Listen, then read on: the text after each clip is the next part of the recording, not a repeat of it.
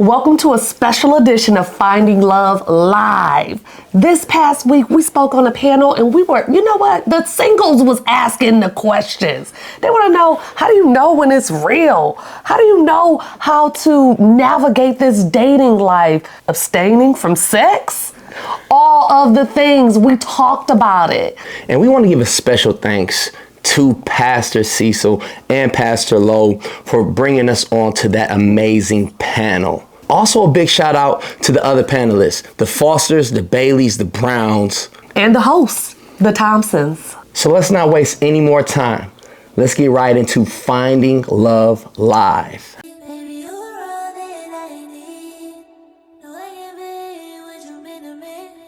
Make me feel complete. Is OD, you got me, is OD. Baby, you're all that I need. No, I can be what you mean to me. Boy, I know you need this. Welcome to the power of love at CTAB Church. That's right. We're so happy to see you. Whether you're here live in the audience or watching at home, we are so happy to have you. We are your hosts for the evening. So we have some wonderful panelists tonight that I know you're anxious to get a chance to meet. So we won't prolong it, right? Without further ado, let's bring them out. Yes, now this next couple is no stranger to our social media. They have taken social media by storm with their Finding Love and Finding Love podcast. You may know them. This is Stephen and Jenni Hendrix. Please come out. And not only are they authors and also very successful business owners of 360 marketing firm and Jenni the text expert. We're so happy to have you tonight. Hendrix is at the end. Give them a hand. We would love for you to tell us more about the Finding Love podcast. What is that and what actually brought that about? So the very first thing that came about was defining love. So many people think that it's just a foundation, but love is joy, it is peace, it is commitment, it's honesty, it's sacrifice and discipline, and all of those things, we really built this community. Yes, because Finding Love and the Finding Love podcast is a community, but it focuses on modern day relationships, anything from dating to marriage to co-parenting, which has become a huge one, and navigating that path. And we've been building it based on experiences, testimonials, our experiences, experience of others. So I have a question for everyone on the panel. Speaking of compatibility, because we get this a lot, this question, how do you know if you are equally yoked? I was gonna say we connected at the club. Yeah, I was going to say, can we get to the other end? Go ahead. Come on. But we both knew we were Christians. Yeah. And he started just seeing me go to church every Sunday. He was seeing me serve. He was seeing me go to Bible study. And he was like, all right, what's up? Then he started to see my business start to flourish. I think he just started to see that the light around me, the enemy was getting pushed out of my way when we first started dating. It was like friends were dropping off, coworkers were sliding over to the side, everything started to align. And he started to see that light. I didn't have to beg him, push him, drag him to church. He started to come. He started to serve. He started to be the head of our household. So it's not about who they are right now, because sometimes you gotta show them. Right. I know y'all be like, I ain't trying to teach no man how to love me and all that stuff, but teach, please, be a teacher if you want to be loved properly. Stephen, can you speak to that? Yeah, I do want to speak to that, because I think a lot of the time people have the connection, right? Everybody's experienced a connection with somebody where they have a good time, right? And then maybe there's some chemistry. But for some reason, I think we all kind of bypass the compatibility part, right? And so what was different about this time when I met my soon-to-be wife, I was in a place in my life where I was just quiet. And I was listening a lot. And I was kind of just stepping away saying, what am I doing wrong? And in those moments, we started filling our time together, right? So I might say where I'll have my alone time, where I'll go to the gym and I'll go play golf and do all these things. She'd say, Me too. I want to come. So we started playing golf together. We started kind of peeling back those layers, right?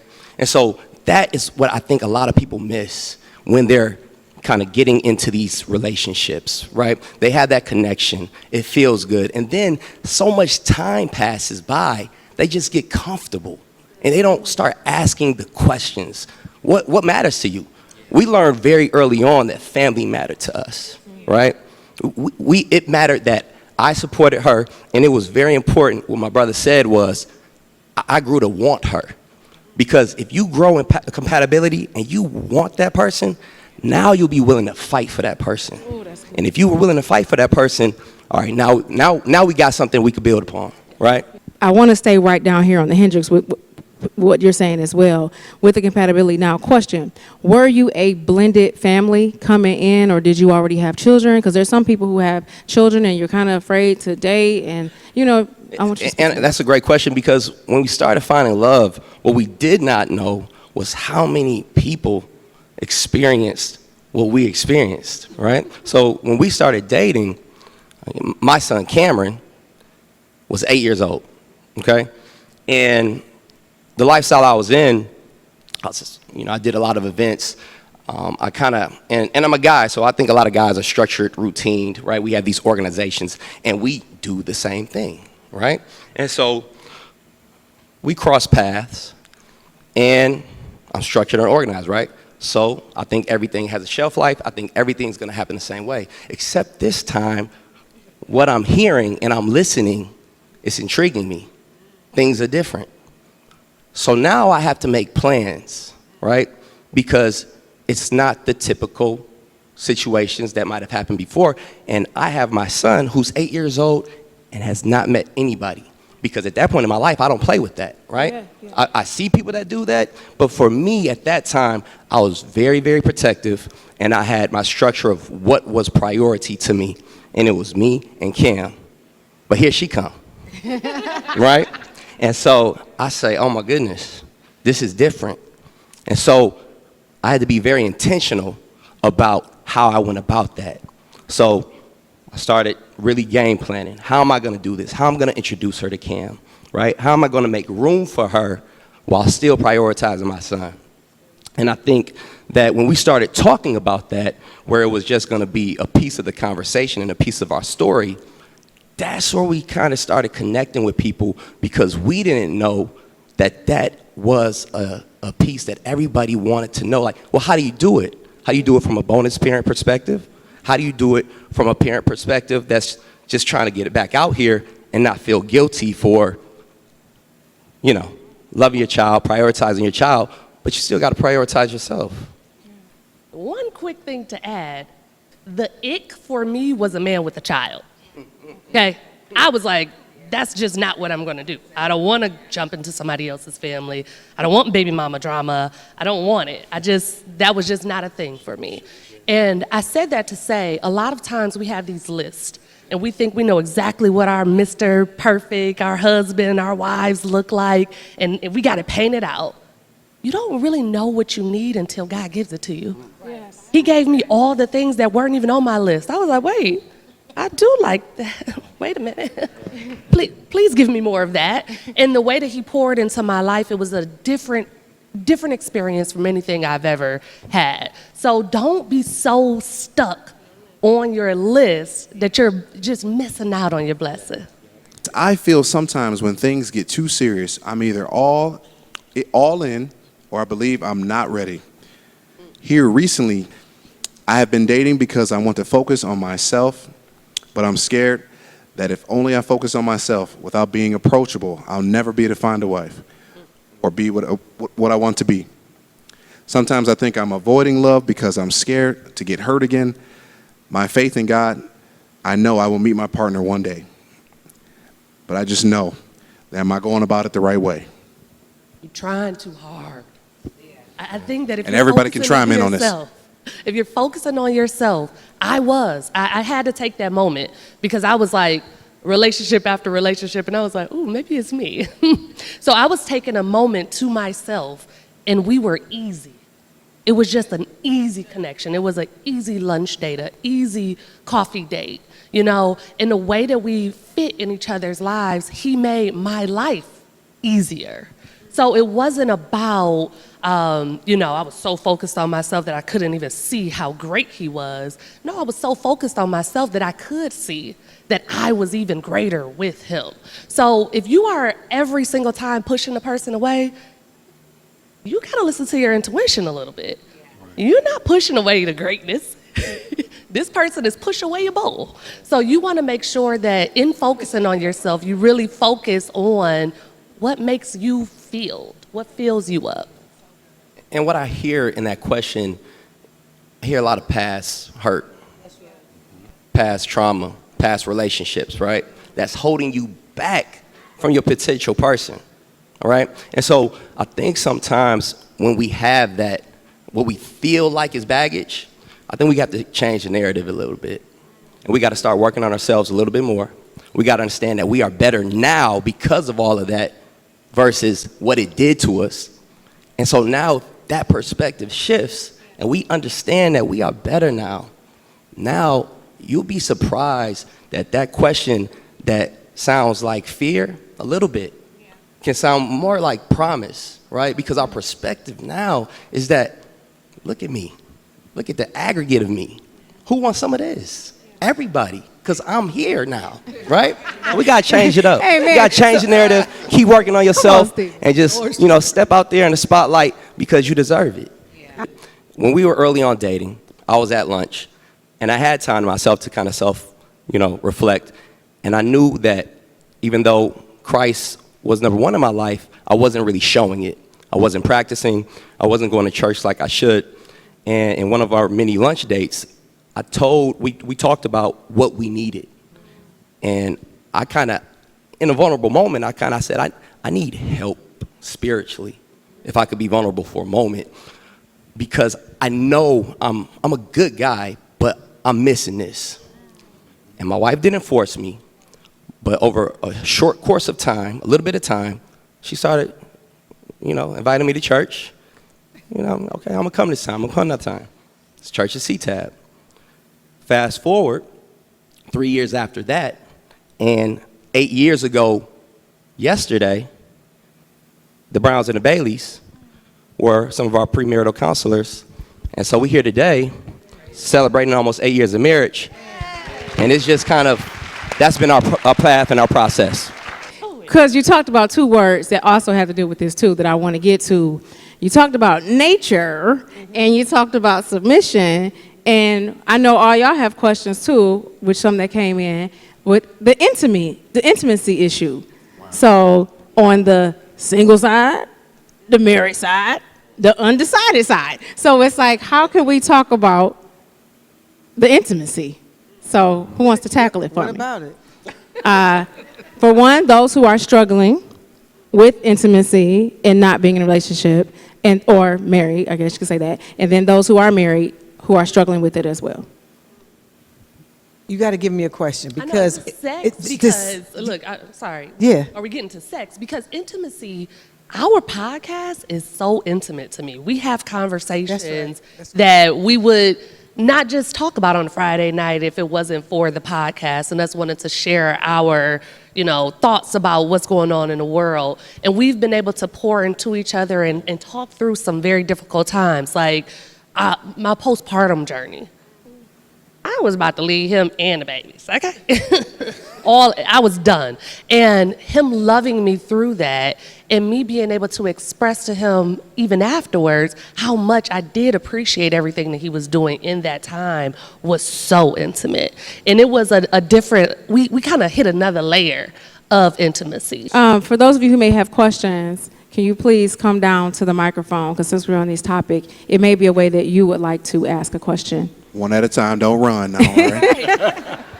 And please say your name so we can see who you are. Hi. Hi, y'all. I'm Janelle. Hi, Janelle. Y'all. It's so good to see y'all. Good to see you. So, since we're talking about intimacy and sex, well, not really just sex, but intimacy, I wanted to know what advice would y'all give somebody who is navigating their journey with abstinence while they're surrounded by a world that praise the opposite, that praises the opposite.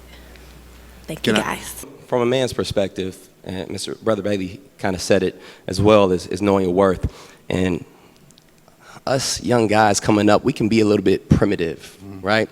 Everything is a competition to us, sports. And it so happens that sometimes women can become competition as well. So we get into these bad practices, right? Well, that journey of abstinence allows us to see you clearly. we can see you for all your beauty, all your worth, without any blurred vision by the other stuff, right? So if you stay committed to that, do the other things, whether it's going to the gym, getting busy with whatever it is you do, tennis, or hanging out in a community that's supporting what you're trying to do, then the right guy can come along and he's gonna see you for all that you're worth, because there's no distraction, and you're gonna be able to do it because you set the boundaries. And men respect boundaries. There you go. Okay, so my question is, how do you navigate your marriage when the in-laws, they accept you because you come with someone they love, but they really don't care for you? That's a good question. Well, you say when the in-laws, they accept you, but they don't really care for you? Right, they accept you because they come with someone, you come with someone they love. You know, like, this is my brother, my son, so I accept you, but I don't really rock with you like that. Okay, yeah. And what I'm hearing with that praying perspective, you know, sometimes you could come into that door already knowing what kind of energy they're gonna put on you. So you could come into that door and you could not look at them, not speak to them, but if you come in there after that prayer, and you smiling, and you leading in love, I'm mirroring, and they seeing how much you loving on their son or their brother, then over time, you gonna lead them to where you need them. You gonna give them the energy that everybody's kind of talking about. Amen. Plus, you probably took their baby. That's probably what happened. Thank you, I appreciate it. Okay, hi, my name is Jasmine. I'm an aspiring wife coach for women entrepreneurs, and I help them prepare for marriage. And my question is, what does healthy submission look like in a marriage where both spouses are very ambitious? Ooh, that's What's the last word again? Ambitious. Both are ambitious. You want that, Jenny? This is so good, because I, before marriage, used to call myself an alpha woman, right? That meant I was about my business. I've been an entrepreneur for over 15 years now. I have always made all of the decisions. I've always had to be the leader. I've had to make hard decisions. I've hired, I've fired, had to do all the things. I had to shut that leader down when I came home. And we worked together too. So we had to separate ourselves from the business people and the husband and wife. And in doing so, it wasn't that I wasn't a leader anymore. It was that I was able to, I wanted to be heard, but I wanted to make sure that he knew I was looking for him to lead. I actually found the soft life. My soft life came out of letting him lead. You know, and it could start simple, ladies. It's like, stop picking all the dates. Stop picking every dinner date, you know. Let them do some things and let them fumble the bag.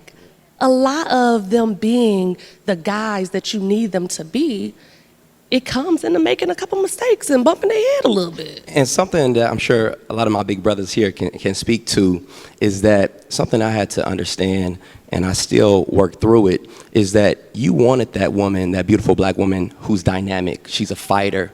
She's spicy. She's got all this personality, but you don't want it in the challenging times. You have to receive her in all of her beautifulness all the time. So when she's coming off of that tough day where she's been grinding it out, fighting, you gotta love her that way, because you can't just take it on the love side. So now you gotta receive her with that. And that's something that I've had to learn and, you know, coach up some of my newly married friends, say, look, man, you gotta kind of cradle that, and you gotta receive it both sides, because you don't wanna kill it on the love side and that dynamic boss woman that my wife is. So I think it's a managing, but it's an appreciation, and it's a lot of grace and perspective there. Grace. How do you navigate in dating when you didn't have your father around? It's different being raised by a single mother and you're out dating and you don't know the expectation of how a man should treat you. So how do you navigate that? I think the biggest key to what you just said is acknowledging that there is something lacking. Yes.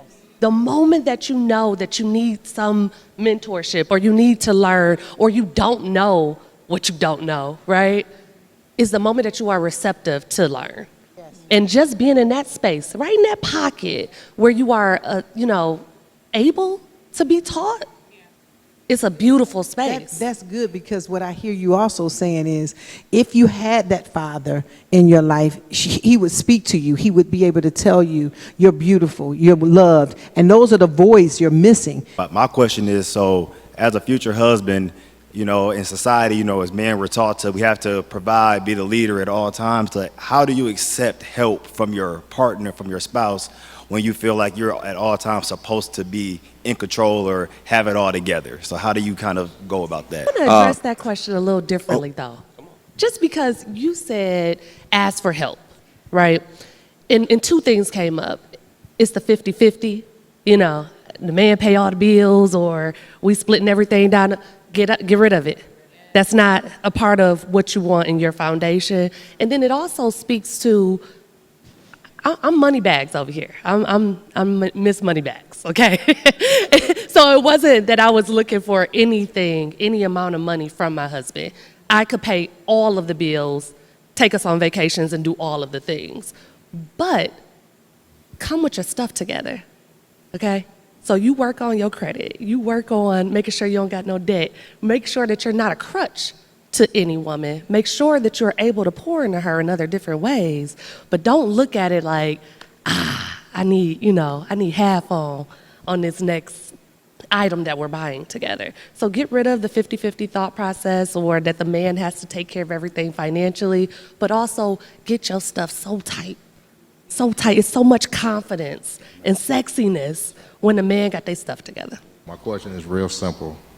As a single man, how do you find love in a transactional society? We got a whole podcast on that. I love that question. That's good. That's why I'm here trying to get y'all advice. Can I say something? Go ahead. Can I say something to the brothers? Yeah. Especially my brother right here, because I feel you. But let me say this. Brothers need boundaries too. We're going to start right here, okay? Because you spoke to it a little bit. Instagram, social media is setting us up for a transactional world. Everything is 20 seconds. Everything's quick. Guys sliding in girls' DMs with cash. They saying they're going to do this. They say they're going to do that. Now, when I was of the world, before God saved my life by sending me my wife, I still had standards, right? Where I've spoke to this before. I have friends that I've come up with where they do transactional relationships, right? They might take a girl shopping, they pay for things, and that's how they set their standard. Now, even though I'm a gentleman and I might take a lady to dinner, I never believed in hand-to-hand transactions of money. That's some standards that I had. If we just want to keep it raw and be very specific, right? Because early on, we can find out if that's what they're looking for. Because it's all a matter of what you want. Because somebody out there might want a transactional relationship. I didn't want that, right? So I want to make sure that I had conversations, very intentional, about the things that I wanted and the things that she wanted, and what we both wanted was something a little bit deeper. Because early on, what I noticed, maybe the game has changed, is that you can find out real early on if that's what she on, right? But you got to have the questions, and you got to have your boundaries too, guys. You got to have your standards, and you got to have your boundaries, and you got to stick to them.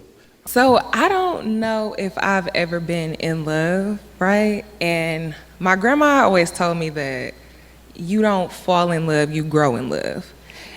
And I'm wondering about, how do you know? Like, how do you know if God is sending you somebody, sent you somebody, but y'all aren't like in love? Like, I don't feel all of the feelings, but it feels right, but you don't feel like, that like all of the stuff that people talk about, the fairy tale, like you said. I don't know. So it's a topic that like my friends and I, have just talked about, and how do you make that right choice, or how do you know this person is your husband or your wife? If you're used to, the world is all of the, the sparks and all of this and the chemistry. What I hear also is that a guy kind of has to be the intentional one to make the plans for you, right? Because he's going to lead the relationship. And I know sometimes because of our past practices, we leave you with so many questions, more questions than answers. But this is the thing. The right guy is going to be very intentional about communicating with you and trying to let you know, say, babe, we going this way. And guess what? Over here, this is what I have planned for you. So you don't have those questions anymore. And I think a lot of times you have those questions with your girls because they all going through the same scenario because these guys ain't providing the answers. But real leadership will come find you, and then you won't have those questions anymore. My question is, if you could share with biblical principles and practically how, for those who are preparing for marriage, what financially your situation should look like, or what a wise or ideal financial situation looks like before getting married. I was looking at you, the financial, she's the financial queen. Finances, accounting. I'm like, get your stuff in order. Everything in life is about your mentality towards it. It's about your practice in it. And if you are all over the place, got debt all over the place, your credit bad, you think that you want a $50,000 wedding and you guys make $50,000 annually, the marriage is doomed. Sorry. I don't want to put that out there, but it is. You have to get you in order. A lot of times we're getting older, and I ain't seeing a lot of 19. I heard we was in some 19 to 45. I'm seeing 30 plus guys. It's time to get your stuff in order. And the more intentionality you have on your finances, on your life, on your spiritual life, all of those things, it will pour out into every relationship. And when you see yourself, it's not a dollar value. It's not, you got to have this amount of money saved, or you got to have this. It's about order. Sometimes it's challenging to navigate when you don't have it all together and you meet someone who is great, how to navigate, number one, not jumping in the leadership role, but two, allowing them to learn and grow, and when to step in and help and when not to, things of that nature. Together doesn't mean debt-free. It doesn't mean 750, plus credit score. It means no delinquencies. You pay your bills on time. You have a budget. You're not living check to check, Yeah. And I think it's simply put, your person should be your addition, not your subtraction, right? That's so important because I also understood where I lacked, right?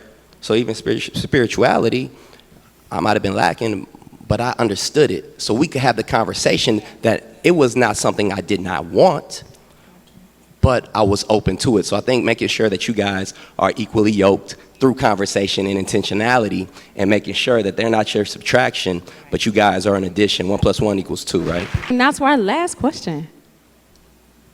So I feel like in my life, I'm struggling with a work-life balance. So I'm running my own business. It's a family business that I've taken over. And I work a lot of hours. And I was raised by really old school men in my family that if all you work is 40 hours, they laugh at you. Say, I do that in my sleep with, 60 plus, 70 hours. And I noticed in all their relationships, there wasn't much fun or adventure until after they retired.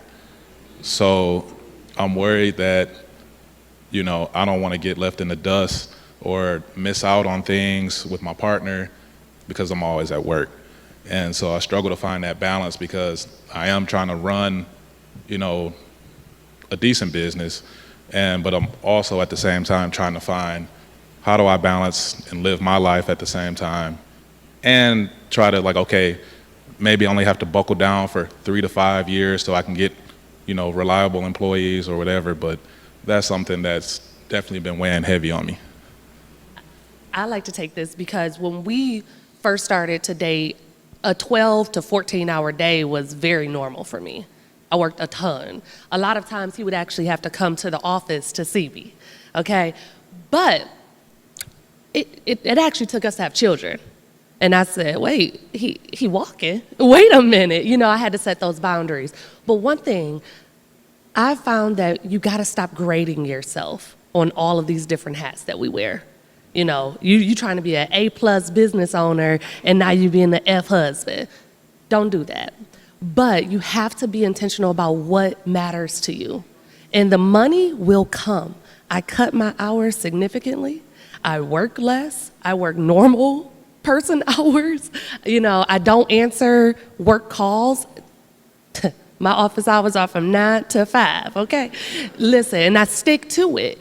And it has brought so much more exponential growth. It has also brought in my team. My team, they came to me because they wanted to live that same type of life. So you have to be the person that you want to attract. And a lot of times hiring is crazy right now. Nobody want to work. I don't know what's wrong with y'all. Anybody need a job? Raise your hand.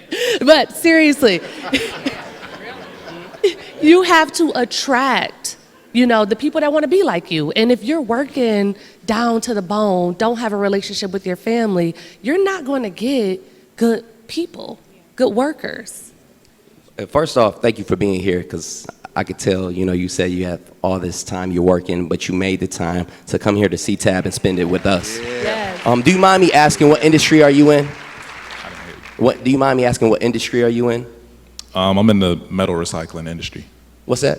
The metal recycling industry, Okay. scrap metal. And so, my thing is, and going back to what my wife said, during COVID, we ended up kind of finding a silver lining that this brick and mortar that was costing us about $70,000 a year, we could go online with it, with kind of that chaos of COVID kind of brought that opportunity, right? And so looking at that, we started looking at other things within the industry. What's the industry standard, and what was set in place by your family before? Maybe sometimes it's things we can look into changing, right? Because we have to make sure that we're utilizing our skill set and making sure we're bringing the business forward. But there's so many automations now. There's so many things we can do to save time. That's one thing that we found that we can do by saving drive time, saving money. That's what we did with that business. So I would just say, keep being a student. Don't get locked in the old ways of the family business necessarily, because there's a reason you're taking over, because you're going to take them forward. And I think if you keep working that way and researching how to get it better, you can focus on saving your time. I just Give want it to up. make Thank you so much. one quick Can we comment. give it?